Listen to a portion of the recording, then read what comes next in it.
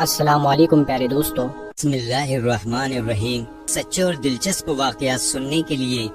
ہمارے چینل کو سبسکرائب کریں۔ دوستو، آج کی اس ویڈیو میں ہم جان پائیں گے کہ عالم برزخ کیا ہے اور روحیں عالم برزخ میں کیسے رہتی ہیں، بلکہ عالم برزخ کے حوالے سے ایک یہودی عورت کا واقعہ بھی آپ کو بتائیں گے کہ جب ایک یہودی عورت نے سیدہ عائشہ صدیقہ رضی اللہ تعالی عنہا کو عالم برزخ کے بارے میں بتایا تو حضرت عائشہ رضی اللہ تعالی عنہا نے عالم برزخ کا انکار کیوں کیا تھا۔ ویڈیو میں آپ یہ بھی جان پائیں گے کہ انسان کے مرنے کے بعد کیا ہوتا ہے، یعنی عالم برزخ کی زندگی کیسی ہے، یہاں پر لوگ کیسے رہتے ہیں، لوگ یہاں پر کیا کھاتے پیتے ہیں، اور ہاں یہ بھی آپ کو بتائیں گے کہ انسان جب مر جاتا ہے تو عالم برزخ میں دنیاوی باتوں کو کیسے یاد رکھتا ہے۔ دوستو، عالم برزخ کے بارے میں روایات میں اس طرح بتایا گیا ہے کہ عالم کہتے ہیں دنیا کو، اور ہمارے لیے یہ 4 عالم ہیں، یعنی 4 دنیا ہیں: عالم ارواح، عالم دنیا، عالم برزخ، عالم آخرت۔ جی ہاں، یہ حقیقت میں 4 عالم ہیں، اور ہر عالم کے احکام الگ الگ ہیں، اور ہر انسان کو ان سب سے گزرنا ہے۔ لیکن یہ الگ بات ہے کہ ہر ایک جگہ پر رہنے کا وقت الگ الگ ہوتا ہے۔ اللہ پاک نے انسانوں کے ایک دنیا سے دوسری دنیا میں جانے کے لیے الگ الگ وجوہات پیدا کیے ہیں، جیسا کہ عالم ارواح یعنی روحوں کی دنیا سے اس دنیا میں آنے تک کا ذریعہ ماں باپ ہیں، اور اس دنیا سے عالم برزخ کی دنیا تک جانے کا ذریعہ موت ہے، اور عالم برزخ سے عالم آخرت تک جانے کا ذریعہ سور ہے جو حضرت اسرافیل علیہ السلام پھونکیں گے۔ لیکن آج کا ہمارا ٹاپک صرف عالم برزخ ہے۔ ارے دوستو، برزخ کے لفظی معنی آڑ یا پردہ کے ہیں۔ انسان کے موت سے لے کر میدان محشر قائم ہونے تک کا وقت برزخ کہلاتا ہے۔ یعنی اگر یہ کہا جائے کہ یہ وہ جگہ ہے کہ جس میں موت کے بعد قیامت تک روحیں رہتی ہیں تو یہ غلط نہ ہوگا۔ یعنی برزخ میں سارے انسانوں اور جنوں کو موت کے بعد رہنا ہے، اور یہ عالم برزخ ہماری دنیا سے بہت بڑا ہے۔ یعنی برزخی زندگی دنیاوی زندگی سے بہت بڑی ہے، لیکن وہ بھی ایک دن ختم ہو جائے گی۔ اللہ پاک سورہ مومنون میں فرماتا ہے،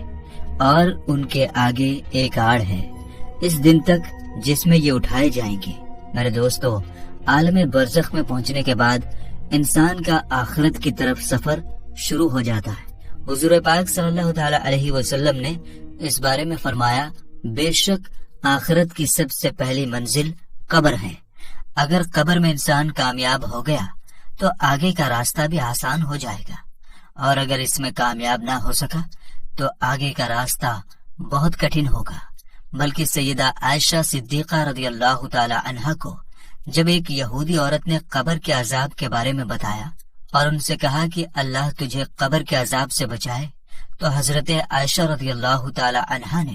مسلمانوں کے لیے عذاب قبر کا انکار کیا۔ لیکن جب نبی کریم صلی اللہ تعالی علیہ وسلم نے عائشہ صدیقہ رضی اللہ تعالی عنہا کو بتایا کہ قبر میں عذاب مسلمانوں کو بھی ہو سکتا ہے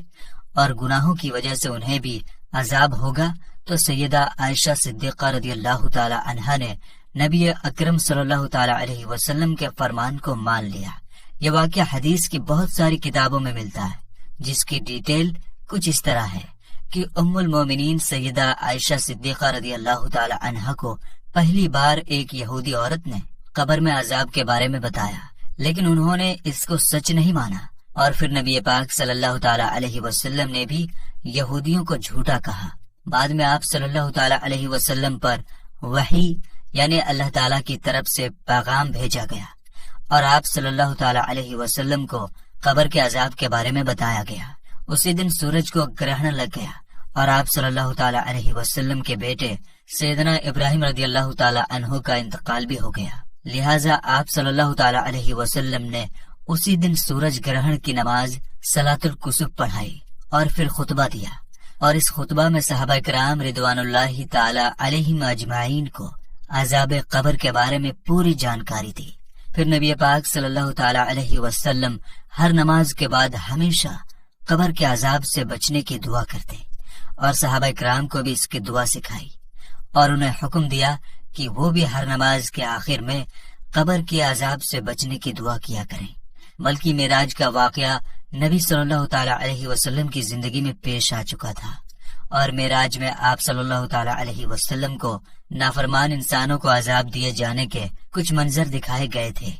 نبی صلی اللہ تعالی علیہ وسلم عذاب جہنم اور عذاب قبر دونوں سے پناہ مانگا کرتے تھے، اور اسی طرح آپ صلی اللہ تعالی علیہ وسلم نے واضح فرما دیا کہ عذاب جہنم اور عذاب قبر دونوں الگ الگ حقیقتیں ہیں۔ بلکہ حضور صلی اللہ تعالی علیہ وسلم نے فرمایا کہ جب انسان کا انتقال ہو جاتا ہے تو اس پر صبح و شام اس کا ٹھکانہ دکھایا جاتا ہے۔ اگر وہ جنتی ہے تو جنت والوں کی جگہ، اور اگر جہنمی ہے تو جہنم والوں کی جگہ اس کو دکھائی جاتی ہے۔ پھر کہا جاتا ہے کہ یہ تیرا ٹھکانہ ہے، یہاں تک کہ اللہ تجھ کو قیامت کے دن اٹھائے گا۔ میرے دوستو، جب روح عالم برزخ میں پہنچتی ہے تو اس میں بھی دو جگہ ہیں۔ ایک کا نام علیین ہے جس میں نیک روحوں کو رکھا جاتا ہے، اور دوسری جگہ کا نام سجین ہے جس میں بدکار، گنہگار اور کافر روحوں کو رکھا جاتا ہے۔ تمام روحیں قیامت کے دن تک یہیں پر رہیں گی، اور پھر قیامت کے دن اپنے حساب و کتاب کے بعد اپنی اصل جگہ یعنی جنت یا دوزخ میں جائیں گی۔ روایات میں آتا ہے کہ انسان کی وفات کے بعد قبر میں روح کو پھر سے اسی جسم میں ڈال دیا جاتا ہے، جہاں پر دو فرشتے منکر و نکیر سوال و جواب کریں گے۔ اگر سوالوں کے جواب صحیح رہے تو پھر آسمان سے آواز آتی ہے کہ میرے بندے نے سچ کہا، اور اس کے لیے جنتی بچھونا بچھا دو، اور اسے جنتی لباس پہنا دو، اور اس کی قبر میں جنت کی کھڑکی کھول دو۔ قبر میں ہی جنت کی طرف کھڑکی کھول دی جاتی ہے، جہاں سے اسے جنت کی ہوا اور خوشبو ملتی رہتی ہے، اور جہاں تک اس کی نظر جاتی ہے اس کی قبر کو پھیلا دیا جاتا ہے۔ لیکن اگر سوالوں کے جواب صحیح نہ ہوئے تو پھر اس کے لیے قبر میں ہی جہنم کا بچھونا بچھا دیا جاتا ہے۔ جہنم کی گرمی اسے ہر وقت محسوس کروائی جاتی ہے، اور اس کی قبر اتنی چھوٹی ہو جاتی ہے کہ پسلیاں آپس میں دھنس جاتی ہیں۔ اور اس طرح اگر اعمال کے حساب سے نیک روح ہے تو وہ خوبصورت نورانی فرشتے روح کو علیین میں چھوڑ دیتے ہیں، اور اگر اعمال برے ہوں تو دو خوفناک نکیلے دانتوں والے فرشتے برے انسان کی روح کو سجین میں ڈال دیتے ہیں۔ سجین کیونکہ بری اور بدکار روحوں کا ٹھکانہ ہے، اس لیے وہاں پہنچ کر بری روحوں پر عذاب آنا شروع ہو جاتا ہے، جبکہ علیین میں موجود روحوں پر کوئی پابندی لاگو نہیں ہوتی، اور وہ باغ جیسی جگہ پر ایک دوسرے کے ساتھ موجود ہوتے ہیں۔ نیک روحیں علیین میں ایک دوسرے کے ساتھ رہتی ہیں اور ایک دوسرے کو پہچانتی بھی ہیں، جبکہ سجین برے لوگوں کی روحوں کو عذاب کا مزہ چکھاتی ہے۔ علیین میں موجود روحیں ایک دوسرے کو دیکھ کر خوش ہوتی ہیں، ایک دوسرے سے باتیں کرتی ہیں، جو وقت انہوں نے دنیا میں گزارا اس کو یاد کرتی ہیں، اور نئی آنے والی روحوں سے اپنے پیاروں کی خبر بھی لیتی ہیں کہ میرا فلاں رشتہ دار کس حال میں ہے۔ اگر نئی آنے والی روح یہ کہے کہ تمہارا فلاں رشتہ دار تو کب کا مر چکا ہے مگر وہ یہاں علیین میں نہیں پہنچا، تو یہ نیک روح سمجھ جاتی ہے کہ اسے سجین میں بھیج دیا گیا ہوگا۔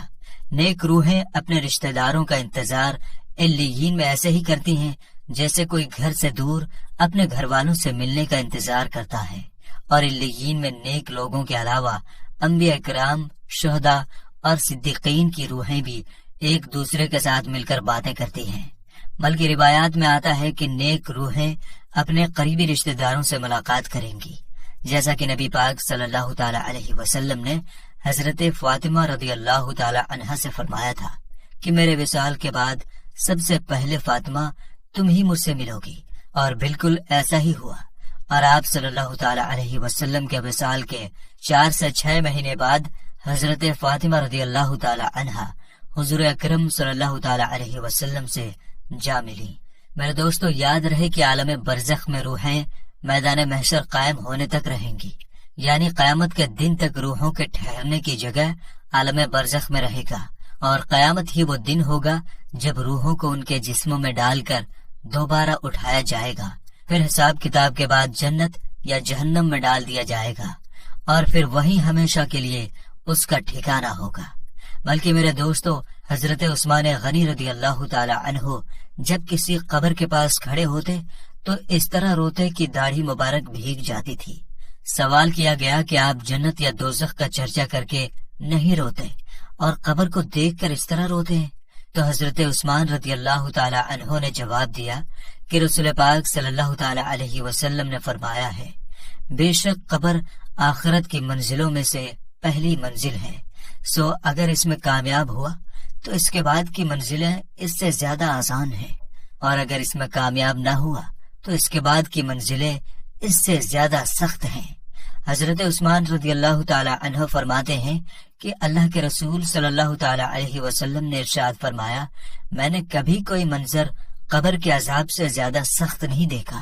بلکہ حضرت ابن عباس رضی اللہ تعالی عنہ سے مروی ہے کہ حضور اکرم صلی اللہ تعالی علیہ وسلم مدینہ یا مکہ کے کسی باغ سے گزرے، اتنے میں دو انسانوں کی آواز سنی جن کو قبر میں عذاب دیا جا رہا تھا۔ نبی کریم صلی اللہ تعالی علیہ وسلم نے ارشاد فرمایا، ان دونوں کو عذاب ہو رہا ہے،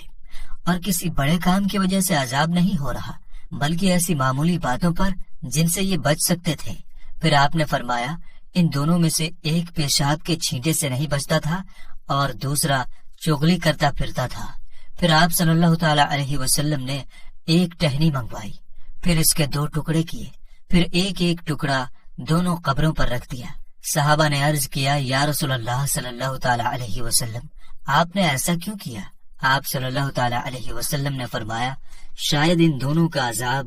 ان کے سوکھنے تک ہلکا کر دیا جائے۔ میرے دوستو، اب آئے ہم سب مل کر اللہ تعالیٰ سے دعا بھی کرتے ہیں کہ اے میرے مولا، ہمیں صحت اور تندرستی والی زندگی عطا فرما، اور جب ہم فوت ہو جائیں تو مرنے کے بعد ہماری قبر کو جنت کا باغ بنا دے، اور عالم برزخ میں ہمارا ٹھکانہ نیک روحوں کے ساتھ علیین میں بنا دے، آمین یا رب العالمین۔ تو یہ تھا آج کا واقعہ۔ دوستو، اگر واقعہ پسند آیا ہو تو اس ویڈیو کو لائک کریں، کمنٹ کریں اور شیئر کریں، اور اسی طرح کے سچے اور دلچسپ واقعات سننے کے لیے ہمارے چینل کو سبسکرائب کریں۔ السلام علیکم ورحمۃ اللہ وبرکاتہ۔